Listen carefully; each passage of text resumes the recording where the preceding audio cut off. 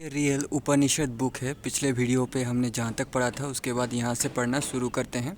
उपनिषद के बारे में तो आपने सुना होगा। तो मेरे पिछले वीडियो रियल रामायण, महाभारत, वेद पुराण, कामशास्त्र, ये सब अगर आप शुरुआत से पढ़ना चाहते हैं तो इस वीडियो के नीचे चैनल के नेम या पिक्चर पे क्लिक कीजिए या फिर चैनल का नाम यूट्यूब पे सर्च करके प्लेलिस्ट में जाकर देख सकते हैं। तो यहाँ से सृष्टि से पूर्व यानी सृष्टि शुरू होने से पहले एकमात्र परमात्मा ही था, अन्य कोई भी ना था। उस परमात्मा ने लोक रचना का विचार किया। उसने स्वर्ग आदि, उच्च लोक, अंतरिक्ष, मर्त्य लोक और जल आदि की रचना की। स्वर्ग से ऊपर के लोक और उनका आश्रय स्थान दुलोक, अम्भ और अंतरिक्ष मरीचि है। ये पृथ्वी मर्त्यलोक के नाम से और नीचे के सब लोक जल के नाम से प्रसिद्ध हुए हैं। लोकों की रचना करने के पश्चात यानी सब लोगों को निर्माण करने के पश्चात उन्होंने लोकपालों की रचना करने का विचार किया और जल से ज्योतिर्मय पुरुष को प्रकट किया।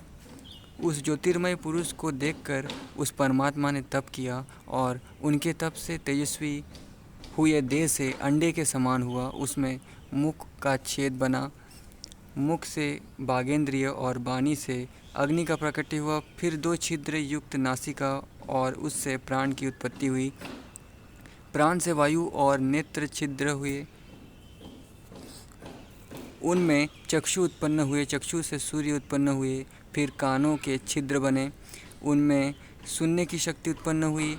ज्ञानेन्द्र श्रोतेंद्रिय के द्वारा दिशाएं प्रकट हुई और फिर त्वचा उत्पन्न हुई। त्वचा से रोम, रोमों से औषधियाँ, फिर हृदय और हृदय से मन, मन से चंद्रमा प्रकट हुए। फिर नाभि उत्पन्न हुई। नाभि से अपान और अपान से मृत्यु देवता प्रकट हुए। फिर उपस्थ, उपस्थ से रेत और रेत से जल की उत्पत्ति हुई। फिर द्वितीय खंड यहाँ से शुरू हो रहा है। परमात्मा द्वारा उत्पन्न देवता इस विशाल समुद्र में आ पड़े। तब परमात्मा ने उनमें भूख प्यास की अनुभूति उत्पन्न की।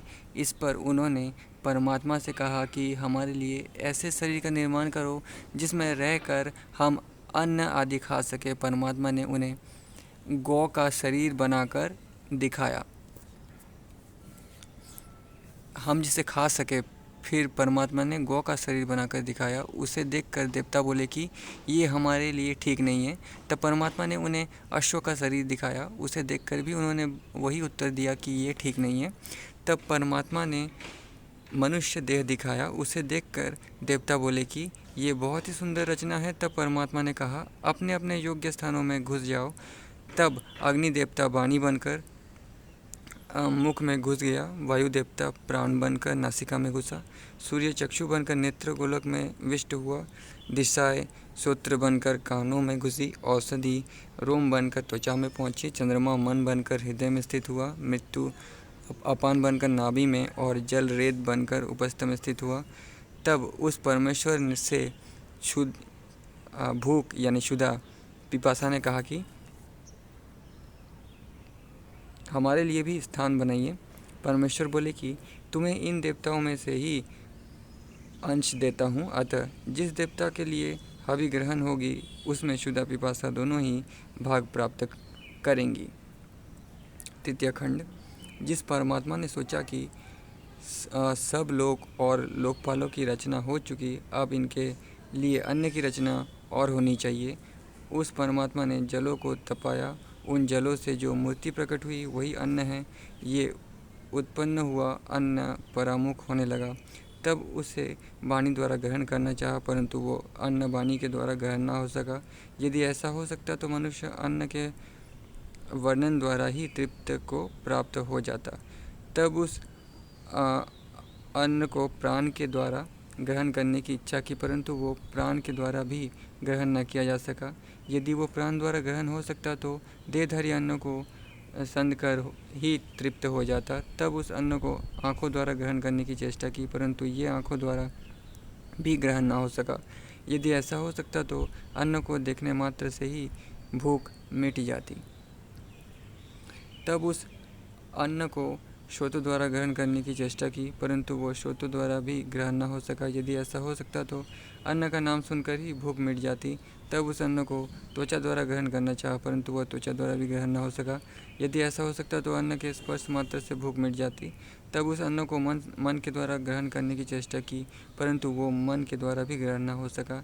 यदि मन के द्वारा ग्रहण हो सकता तो अन्न के चिंतन मात्र से भूख मिट जाती। तब उस अन्न को उपस्थ द्वारा ग्रहण करना चाहा, परंतु वो उपस्थ द्वारा भी ग्रहण ना हो सका।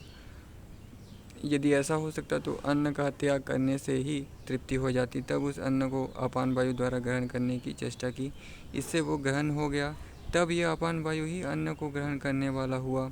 ये वायु अन्न के द्वारा देह की रक्षा करने में समर्थ है। फिर परमात्मा ने विचार किया कि मनुष्य मेरे बिना कैसे रहेगा। फिर सोचा कि इसने वाणी से बोल लिया, प्राण से सूंघ लिया, नेत्र से देख लिया, कान से सुन लिया, त्वचा से स्पर्श किया, मन से ध्यान कर लिया, अपान से अन्न ग्रहण कर लिया, उपस्थ से उसकी क्रिया कर ली, तो फिर उसके लिए मैं कौन रहा। फिर सोचा कि मुझे किस मार्ग से इसके शरीर में प्रविष्ट होना चाहिए। तब परमेश्वर ने मनुष्य की मुर्दा को चीर कर देह में प्रवेश किया। ये द्वार विद्युति कहा जाता है। ये आनंद प्राप्त कराने वाला द्वार है। उस परमेश्वर के 3 आश्रय हैं, 3 ही स्वप्न हैं, हृदय एक स्थान है, यानी वो इंसानों के अंदर प्रवाहित हुए, या शायद आत्मा कह सकते हैं आप, क्योंकि इंसान के अंदर आत्मा ही होता है। भगवद गीता में कृष्ण कहते हैं कि मैं सबके अंदर हूँ। तो मैं का मतलब कोई समझ नहीं पाता, ठीक है, मैं का मतलब आत्मा ही होता है। फिर उन्होंने कृष्ण को कृष्ण ने अर्जुन को हिप्नोटाइज करके अपने आत्मा का विराट रूप दिखाया था। अष्टावक्र गीता अगर आप पढ़ेंगे तो इस चीज़ को समझ पाएंगे। अष्टावक्र सीधी तौर पर कहते हैं कि तू अपने आप को आत्मा मान ले, तेरा आत्मा निराकार और विराट है, यानी सबका अंदर का आत्मा निराकार और विराट है। तो उस परमेश्वर के 3 आश्रय हैं, 3 ही स्वप्न हैं, हृदय एक स्थान है, ब्रह्मधाम दूसरा और ब्रह्मांड तीसरा स्थान है। मनुष्य रूप में प्रकट हुए उस पुरुष ने पंच महाभूतों को सब ओर देखकर कहा कि यहाँ दूसरा कौन है। तब उसने परम पुरुष परब्रह्म को ही वहाँ देखा और सोचा कि आह, मैंने परमेश्वर के दर्शन प्राप्त कर लिए। अतः वो परमात्मा इनद्र नाम से प्रसिद्ध है। इदंद्र, परंतु इदंद्र होते हुए भी उसे परोक्ष भाव से इंद्र कहते हैं। देवगण परोक्ष प्रिय होते हैं, मतलब उसे ही इंद्र कहते हैं। आप 2 अध्याय 1 खंड। प्रारंभ में गर्भ बनता है। ये वीर्य सभी अंगों में प्रकट होने वाला तेज है। पुरुष इसे अपने शरीर में ही धारण करता है, फिर उसे सिंचन द्वारा गर्भ रूप में स्थित करता है। वो इसका प्रथम जन्म है। ये स्थापित गर्भ स्त्री के आत्मभाव को प्राप्त होता है। वो उस समय स्त्री के अपने अंग समान ही हो जाता है, इसलिए स्त्री को उसे धारण किए हुए कोई कष्ट प्रतीत नहीं होता। वो स्त्री पति के आत्मरूप से प्राप्त हुए गर्भ को पोषण करती है। और उसके उत्पन्न होने पर उसका पिता उसे कर्मवान बनाने का यत्न करता है। जो पिता अपने बालक को इस प्रकार उन्नति करता है, वो यथार्थ में अपनी ही उन्नति करता है, क्योंकि सब लोग इसी प्रकार विस्तृत हुए हैं। इस प्रकार बालक का ये दूसरा जन्म हुआ। पिता के पुण्य कर्मों के निमित्त पिता का ही आत्मा पुत्र रूप में प्रतिनिधि बनता है। तब पिता रूप आत्मा अपना कर्तव्य पूरा हो जाने पर मृत्यु को प्राप्त होकर संसार से गमन करता है और जाकर फिर जन्म लेकर लौट आता है। यही इसका 3य जन्म है। यही बात ऋषि कहते हैं कि मैं गर्भ में रहकर ही देवताओं के अनेक जन्मों को जान चुका हूँ। तत्व ज्ञान की प्राप्ति से पहले मुझे सैकड़ों कठोर पिंजरों ने बांध रखा था। अब मैं शेन के समान वेग द्वारा उन्हें काट कर मुक्त हुआ हूँ। वामदेव ने गर्भ से शयन करते हुए उपयुक्त बात कही। इस प्रकार का ज्ञानी वामदेव ऋषि देह नष्ट होने पर संसार से उन्नत हुआ और स्वर्ग में पहुंचकर सब कामनाओं का उपभोग कर अमर हो गया। 3 खंड। हम जिस आत्मा की उपासना करते हैं वो कौन है? दोस्तों शिव पुराण में भी कहा गया है, शिव कहते हैं आत्मा की उपासना करो, पूजा करो। आप मेरे शिव पुराण के भी वीडियोस देख सकते हैं। हम जिस आत्मा की उपासना करते हैं वो कौन है? जिससे मनुष्य देखता, सुनता, गंध लेता, बोलता और स्वाद लेता है, वो आत्मा कौन है?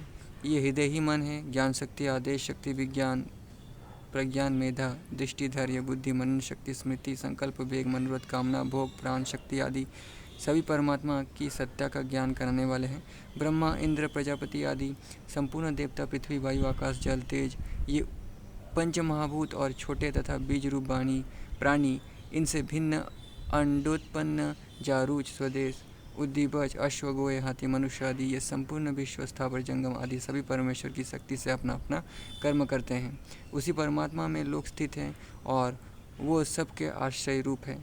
जिसने परमेश्वर को जान लिया वो इस लोक से उठकर स्वर्गलोक में ब्रह्म के साथ सभी दिव्य भोगों को पाता है। वो ज्ञानी अमृतत्व को प्राप्त होता है। ऐतरेय उपनिषद समाप्त हुआ। अब नेक्स्ट तैत्तिरीय उपनिषद, इसके बारे में हम लोग नेक्स्ट वीडियो पे पढ़ेंगे। वीडियो बहुत बड़ा हो गया है। आज के लिए इतना ही। नेक्स्ट उपनिषद अगले वीडियो पे शुरू करेंगे। तब तक के लिए धन्यवाद।